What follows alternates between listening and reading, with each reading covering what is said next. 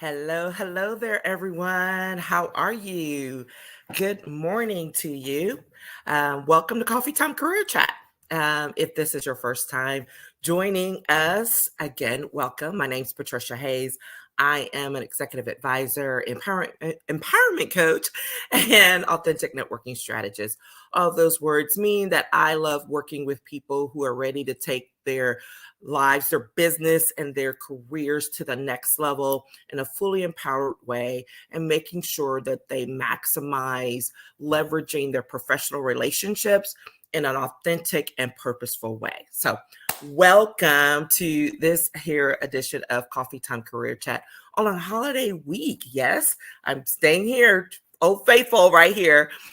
We have been in a series called Harvest Time, and it's based on one of the challenges that I do every year. And I love this challenge and I love being able to talk about it because it's something that people don't often think about in terms of their professional career or their business, in terms of seasons, right? And of how you have to feed and water, and then there's time for a harvest to come. And what a lot of times people are so focused on the feeding and the watering, even though it may not be consistently, right? But then, they're either focused on that and don't do the follow-up that's necessary to bring all of that stuff to fruition, or they're looking for the fruit of some work that did not happen, right? And so this series has been talking about all of those things. Thus far, we've been talking about planning time and the investments that are required, investments of time and resources that are required when you are laying out what it is you're wanting to do so that you can have a harvest later on. And then also we've talked about how to prevent career spoilage by making sure you follow up. That was a pretty good one, so you might want to check that out. Today we're talking about watering the seedlings in your career and business, and we're going to be talking about that nurturing piece, something that I talk about often, but in this context.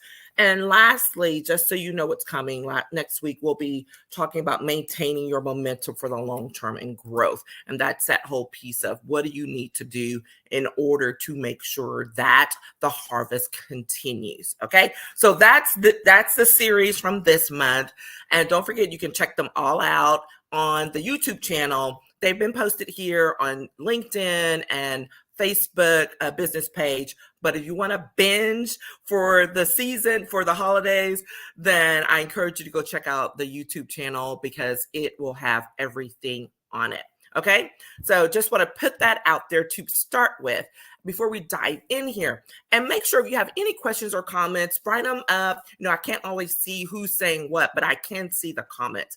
So let me know. Happy to answer anything if I can as we get this underway. These are pretty quick. We won't be long today.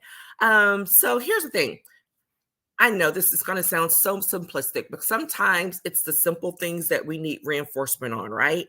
So if you want a plant to grow, what do you need to do? You got to water it, right? You got to make sure it's in the right soil. You got to make sure it's getting some sunlight or natural light because the type of light matters, right? All of those things if you want it to actually grow. I have a plant here in my foyer that's been doing just fine. It's an ivy, they're pretty tough. And so I've just been going back and forth and I see it. And one day all of a sudden I saw this yellow leaf, show up on it. I'm like, what happened? And it was like, well, silly girl, you've been forgetting to water this plant because it was a little bit out of sight. I mean, yes, it was in my frame of view, but it was not something that I was like right there all the time. And I had been forgetting to water it, right? Just like our professional relationships, you must remember to nurture your relationships. It is absolutely crucial to the longevity of the relationship, to the future of the things that you want to achieve, your goals, those dreams, all of those things, because you can't accomplish them by yourself. I don't care what anyone tells you, you cannot accomplish your goals and dreams by yourself. it's going to require the help and the assistance of someone along the way. And the question is, have you been nurturing and building up and laying the foundation with those people who can help you, not just now, but 5-10 years into the future? And it really does matter. Okay. So that said, here's the thing. If you want your career to grow, or if you're a business person, you want your business to grow, you must take care of it. And how are you going to do that? One of the most utilized resources, and dare I say, properly underutilized, they're not properly used, is your professional relationships. There are things that can come along the way from the people in your network and all of that that you just can't even anticipate. Trust me when I say that. There are things that come along the way you cannot possibly anticipate. But if you continue to nurture those relationships and take care of them, then it will feed itself, right? Not just for your own growth, but for others' growth through you. Because now we're talking about leadership. When everything's not for you, but it passes through you to someone else, that's an opportunity to show some leadership. And also build a way for you to support your network in the same manner. That's Wednesday sessions where we've been talking about gratitude in your network. So join us for that too. Check it out. So here's the thing. How can you do that? What are you going to do if you're trying to make sure you water your seedlings, watering your network, nurturing it, keeping it healthy, right? It's got to stay healthy. You got to make sure it gets some light of day, not just burying people after you've, quote, done what you needed to do. And then you're like, oh, okay, that's not relevant anymore. We're going to talk about that in just a second. You got to check on your people, first of all. What does that look like? Where are they? It is as simple as remembering or checking out where they are right now, because that's one of the things that will get things lighted up underneath me real quick when I realize or learn that someone has moved along from a position or even physically, geographically, and I hadn't known that and I didn't realize it. Well, I'm like, oh, I'm not staying on top of things. Let me go do a little bit of homework, right? What does that look like? It could be as simple as keeping up with a professional journal. I used to do this all the time as a baby lawyer, and my boss at the time used to tease me and ask me if I was always looking for new work. I'm like, well, no, not right now. I'm not looking for new work right now. But what I was doing is at the back of the bar journal, there was a section that was dedicated to moves and highlights, right? So when people had moved along from one position to a next, or they had gotten recognized for something. So I would literally, that was probably one of the first sections of the bar journal that I would read, not all the technical stuff. But I would go to that section and I would literally go through it to see if there were people that I knew who had moved along, where they were. And if I did find someone to recognize them, I would send them a congratulations note. It's that simple, right? Your professional association journal, your LinkedIn, right? When you get notifications of people saying, hey, I've got a new position, do you just say, oh, that's cool and move on? Or do you actually write them a note? And I'm not talking about clicking on the congrats on the new position that comes up automatically when, that's low effort. You could do that, but how about going the extra step, putting a few extra words in there to personalize it so that they know you truly responded to it? So even if you say, hello, Patricia, congrats on the new job, look forward to catching up with you soon. That's two things, super simple, right? And just keeping up, talking to people and making note of it. So that's one of the first things is you want to know where they are. Where are they? Because you can't be of service to them if you don't even know where they are. What's their latest job? What's the latest project they're working on? Okay. Which gets me to the second part of that, which is what do they need? You have to stay engaged in order to know what they need so that you can, thirdly, Support them. Ask them, how can you help? Right? So you got to know where they are. You have to know what they need, and then how you can help them. And you may say, well, I know a lot of people. Now, guess what? You're not doing this with every single person all the time, but it's a process, right? So if you're keeping up with 5 or 10 people this week and another group the next week, I'll just say 5. Okay, I won't stress you guys out because y'all know my rule. If you stay in touch with 3 to 5 people a week, like actively naming 3 to 5 people a week to either reach out to anew or to continue to build with, guess how many that ends up being over the course of the year? Over 200 contacts. That does not include meeting someone new or getting referrals to someone like, hey, you need to talk to. Doesn't include any of that.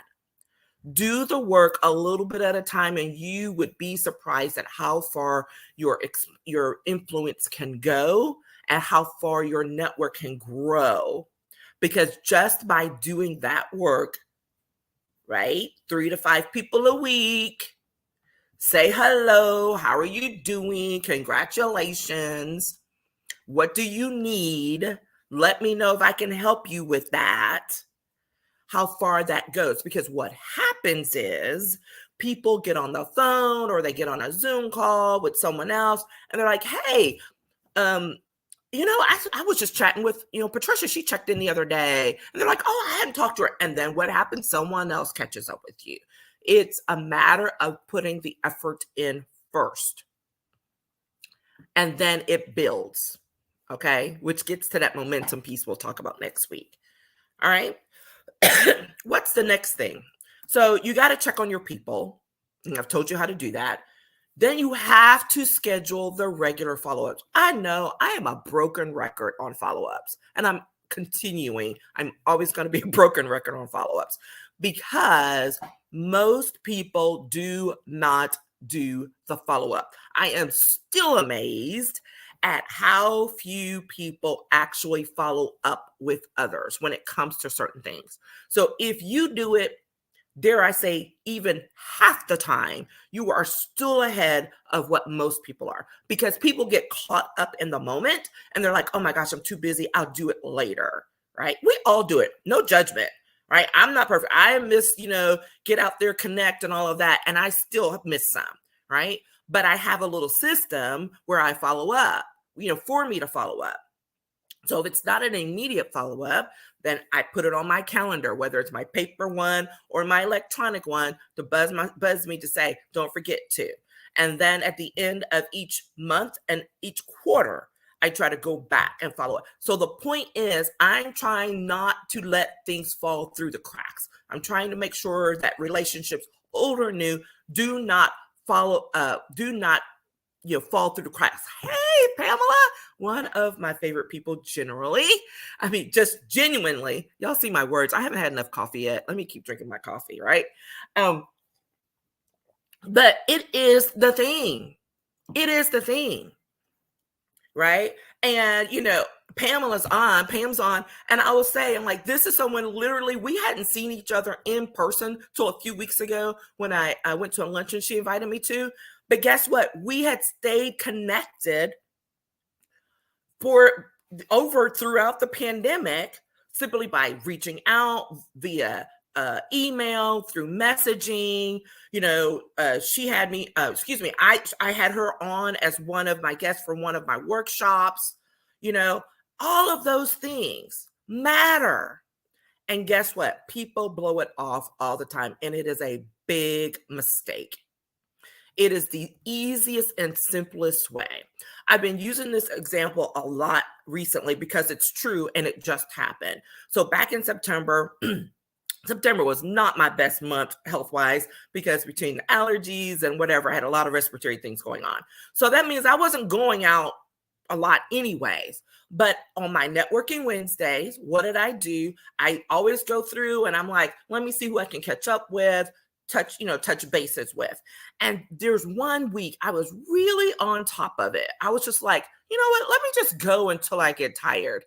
And I ended up reaching out to 60 people that day. No lie, I started keeping track because I was like surprised even by myself, right? So I started doing that. And in the midst of it, before I could even finish, because I kept throughout the day, my phone started ringing literally. My messages started blowing up with people following up because I had reached out to them. I had followed up out with them first and they returned and they're like, oh my gosh, thanks for checking in. Here's what's going on with me. When can we schedule coffee? Oh, hey, I've got this event coming up. Let me make sure I send you the invitation because I really wanted you to come to it. Or, hey, will you write the foreword to my book? I swear to God, honest truth, that really happened, right? I got like 2 invites for speaking engagements, all of it. That was within that same day.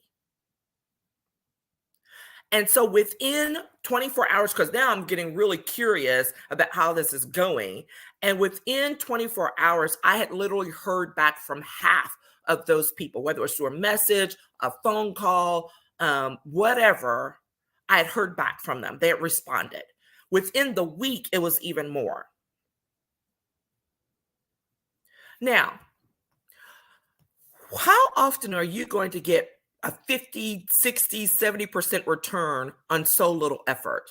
Because literally all I did was write messages to people in LinkedIn, Facebook, texted a few people if I had their stuff directly on my phone. And I already told you off the top of my head the things that flowed from that, and things are still flowing from that. Right? One of the people who had reached out to me was like, hey, I want you to speak at this event that's coming up. Then we're talking some more and he's following my things. He's like, oh my gosh, I need you to come speak to my students. And then he's like, oh, okay, are you going to come to this event? Like, this is the same person. So now we're like on 3 or 4 things from one person that has flowed. Okay. I didn't plan that. I had no idea that was going to happen. But it's reaching out that one time. Imagine the power of doing it consistently on a regular basis. Now, I know people are like, you're crazy. You do all that stuff. I'm not doing that. I never recommend for anyone to do the stuff the way I do because you're not doing this all day. That's not your primary focus or goal. I get it. But if you are interested in building your career, of growing your business, you must have a relationship building plan, period. It is an absolute part of it. And whether you're doing it deliberately or not, it is a part of what you're doing. So why not be intentional and strategic about it? And one of the major things is for you to be the one who follows up. Okay? Don't wait on someone else. Because sometimes we get in our feelings and it's like, oh, well, I didn't hear from them. Guess what? I have heard all the things. So I've learned to let go of when people don't respond because then I start feeling bad because I was all in my feelings like, oh, well, what's wrong? Well, maybe they don't like me anymore. You know, all that juvenile crap. We don't have time for that. We're grown people and grown people have real lives. They have kids. They have jobs where some project blows up unexpectedly. They have things where literally their laptop blows up, right? I've had someone that I was trying to reach out to, and when they finally got back to me, probably a month or so later, they had a stroke. That was the one where I absolutely learned. I was like, I no longer take things for granted. I do not make it about me. It's always about them and checking in. Because guess what? If you don't check in, you don't even know that stuff is going on. That's the value of it. So then you can go back and say, how can I support you? It doesn't. And here's the thing. People think, well, I don't have time to do all of that. Yeah, you do. Yeah, you do. Because it's not just about what you can do. It's about who you can connect them to. Who can you help to find to support them? So everything doesn't have to be all about what you actually can do yourself, but it's about what you can provide access to, how you can support others, right? And as we're talking about this, because we've gone on, because, I love this stuff, I do. This last point about watering the seedlings in your career and business and making sure that so you can prepare for a good harvest is there is some sifting and weeding that needs to go on. Now, people would jump straight to the negatives of this, but listen to me here. Just like with plant seedlings, whatever, every relationship is not going to be one that deserves nurturing and growing because it's not going to be strong enough. The connection is not going to be there. And it's okay to let it go its way. It happens. I've had those. I can probably name 5 if I'm really thinking about it right now, where I was like super excited about, like connecting with this person or whatever. And we get together and we're like, yeah, that didn't really go the way I thought it would. Not because something bad happened, but the connection wasn't there, And so guess what? We just didn't foster it.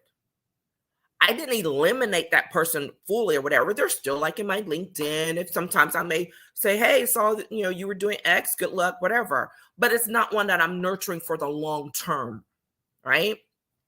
So let's be grown-ups. Let's be professional. Everybody's not going to be your bestie. Shouldn't be. Everybody's not going to be there for the long term, right? That's a reality. Even for those of us who love connecting with people, it's a hard thing to realize. Like everybody's not going to be there for the long term. But guess what? The ones who are, man, they are there for it, right? Every connection is not created equal. Let me say that again. That's going to go up on a post. You're going to see that later, right? Every connection is not created equal. However, every connection deserves respect. Okay? So just remember that. They're not all created equal, but they all deserve respect. And if you reach a point where a connection, you feel like, that's off and I don't think they deserve that time, well, that's a whole different conversation we need to have, right?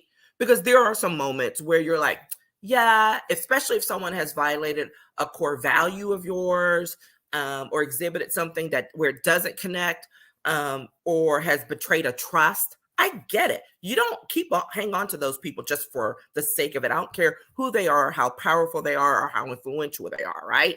If they don't vibe with your core values and don't help you maintain them, then guess what? That's not going to be a long-term solution for you relationship-wise, because it's actually going to be way more draining of energy and time than it's worth. That's a whole other that's a whole other coffee chat. I don't know. Maybe that's a coffee chat that we do during happy hour because you need a glass of wine to go with it. But I've had some of those moments, right? They're tough. But that's why I say every connection is not created equal, but they all deserve respect. And then you move along. Okay? That's what I got.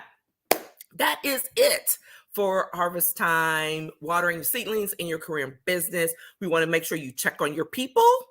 We want to make sure that you schedule regular follow-ups with them.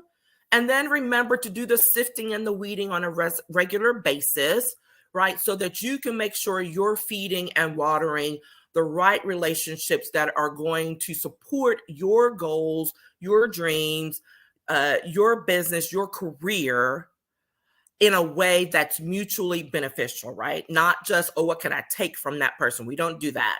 When we're talking about authentic and purposeful relationship building, we're talking about also a level of mutuality where people are going to be doing a give and receive. Okay? That's what I have for you guys today. Thanks for joining. If you are here in the US, have a great Thanksgiving week and holiday. Congrats. If you're not, connect with me. Let me know what's going on.